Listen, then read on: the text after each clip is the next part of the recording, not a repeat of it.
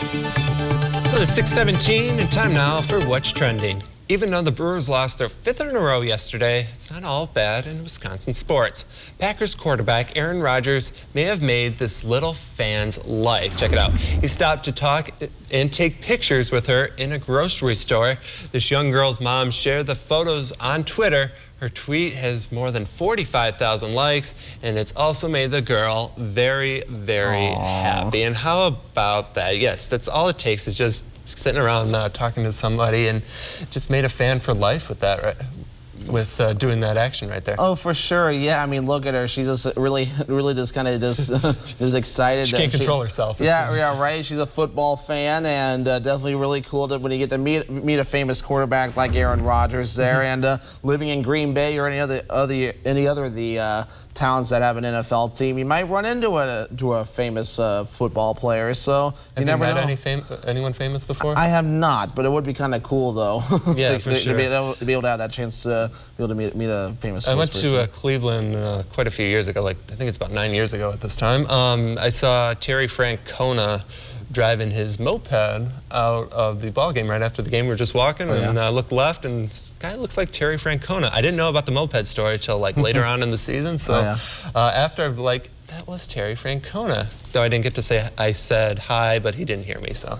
Yeah, I mean, they're busy doing a lot of things, so I mean, kind of like you and I doing our job, and the morning we're doing a million things, people want to say hello, and sometimes we miss it, so that happens from time to time, He may not have heard me either, so. Yeah, very possible. But meanwhile, though, the happiest place on earth may not be the place for the happiest proposals on earth. A man visiting Disneyland in Paris from Germany wanted to propose in the happiest place on earth, but as he got on his knee to pop the question, a man came running in to snatch the ring and escort them off the stage. The platform that they were on is used for multiple live shows daily, but is surrounded by expensive equipment. The couple's names were Ante and Rosa, and Ante says that a different employee said that it was okay for them to use the platform for the moment. Ante said that Disney was a special part of their life, as earlier on, Ante gave Rosa a rose and a glass similar to the one in Beauty and the Beast. Disney did apologize, and Ante says they were offered a free weekend hotel included at any Disney park. Ante doesn't want to visit Disneyland anymore because they can't get that moment back. Rosa did say yes, and there is no word on if that employee is still employed there anymore. And I'm guessing they mean the employee that gave the original permission. There it is right there. So are they talking about the employee that kind of escorted them off the stage? Yeah, that whole situation. Or the employee that said yes? The employee that escorted them off the stage in that situation. The whole situation is just like awkward, because I want to hear more on the employee that did say yes. Yeah.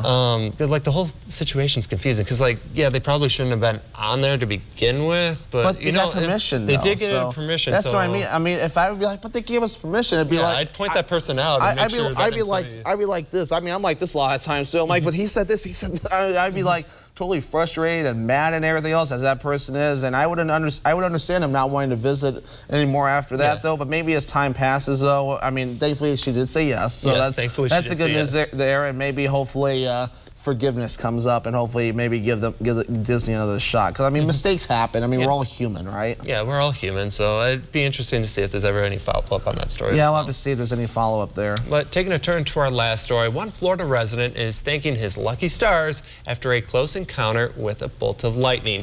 Cassie Williams' neighbor Bruce Van Horn was bringing in the trash can from outside and into the garage. A few seconds after stepping inside the garage, a bolt of lightning struck just outside his home. Bruce was scared from the blast and was shocked to see how close it was to his home when shown the video.